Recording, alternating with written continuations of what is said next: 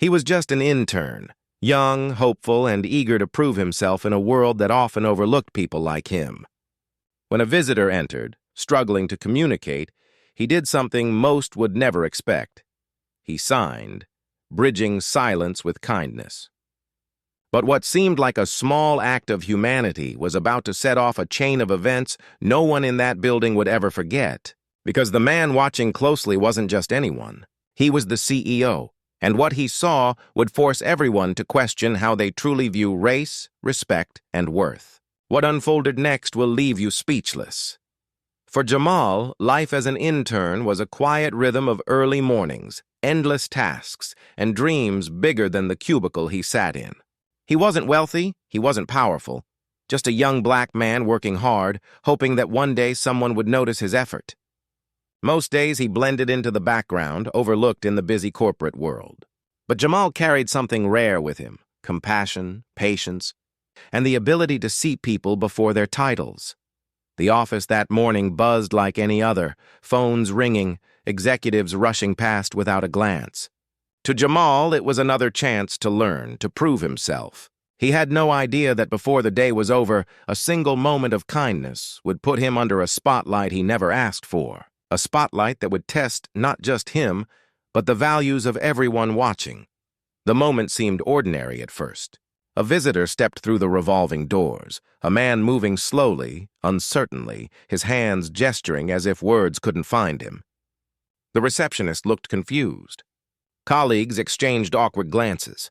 Most simply turned away, unwilling to deal with the inconvenience. But Jamal didn't hesitate. He stepped forward, raised his hands, and began to sign. Simple gestures, steady movements, an unspoken language bridging a silent gap. The room froze. Some smiled politely, others smirked as if it were a performance rather than an act of kindness. A few whispered under their breath. Jamal felt the weight of their eyes, the unspoken judgment that followed him everywhere.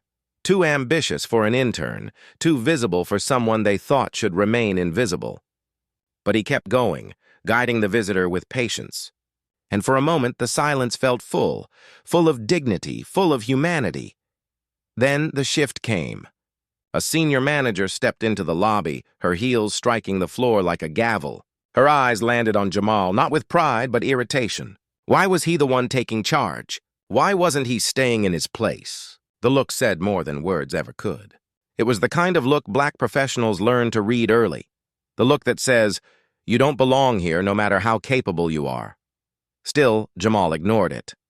The visitor's eyes lit up with gratitude as the conversation flowed through his hands. But even as kindness unfolded, tension thickened. The manager cleared her throat sharply, her disapproval hanging in the air. A colleague chuckled under his breath, muttering something Jamal couldn't quite hear, but the sting of mockery reached him all the same. He forced himself to stay focused. Whispers spread quickly. Why is he showing off? Who does he think he is? The act of simple humanity was being twisted into arrogance, into defiance. Jamal felt the familiar burn of injustice rising in his chest. He had seen this before, when a black worker did twice the effort and still faced half the recognition. But what no one knew, what no one even suspected, was that the visitor wasn't just a client. He wasn't just another name on the schedule. Sitting silently at the far end of the lobby, a man in an expensive suit was watching closely, eyes sharp, expression unreadable. The CEO, Jamal, didn't see him yet. All he felt was the pressure building, the hostility buzzing in the background, the subtle but heavy weight of being judged for daring to do more than his role demanded. Every gesture of his hands felt heavier, every look from his colleagues sharper. Something was building, rising like a storm. And Jamal had no idea how close the lightning really was. The manager's voice cut through the lobby like a blade. "Jamal, step aside. This isn't your place." The words weren't loud, but they carried the venom of authority. The visitor, confused, looked between them, his eyes darting as if searching for meaning in the silence.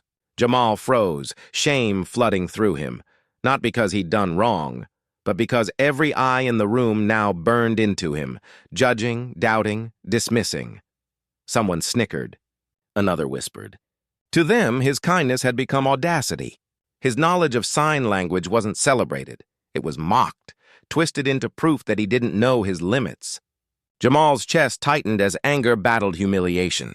He wanted to shout, to fight back, but he knew too well how this story usually ended. One wrong move, one raised voice, and he would be branded the problem. The visitor signed frantically, desperate to keep the fragile bridge of communication alive. Jamal's hands moved instinctively, but the manager stepped closer, blocking him like a wall. The atmosphere thickened. Mockery from the sidelines, hostility from above, a creeping isolation that swallowed him whole. And then, silence, a heavy pause. The sound of deliberate footsteps echoed across the marble floor. The man in the suit, the one no one dared question, rose from his seat. The CEO. His eyes swept the room, cold and sharp, and landed squarely on Jamal. In that moment, everything collided. The prejudice of his colleagues, the courage of his compassion, the fear of standing out, and the weight of being seen at last, not as invisible but as too visible. Jamal's heart pounded. Was this the end of his internship? The destruction of his future? The CEO's lips parted, ready to speak, and with a single sentence, everything was about to change. The CEO's words silenced the room. He praised Jamal, not just for his skill, but for his humanity. What others saw as arrogance, he saw as leadership. The same act that nearly cost Jamal his dignity became the very thing that revealed his worth. For the visitor, it was a moment of connection. For Jamal, it was proof that kindness, even in the face of judgment, could not be erased. But as the applause faded, the weight of the moment lingered. Why had it taken the CEO's approval for others to recognize Jamal's value? Why did compassion become suspect when it came from a young black intern, yet celebrated when mirrored by someone with power? Jamal left the building with more than praise. He left with the truth that racism often hides in plain sight, disguised as rules, hierarchy, or knowing your place. This story is not just Jamal's. It belongs to every person who has ever been underestimated because of the color of their skin, every act of kindness overshadowed by prejudice, every moment of brilliance dismissed until it was too late to deny. The question is not whether racism still exists, it's whether we are willing to see it when it stares us in the face. So what will you do when it's your turn to witness injustice? Will you stay silent, or will you stand with those who are silenced every day? Because change doesn't start with CEOs or managers, it starts with us. And the next story could depend on you.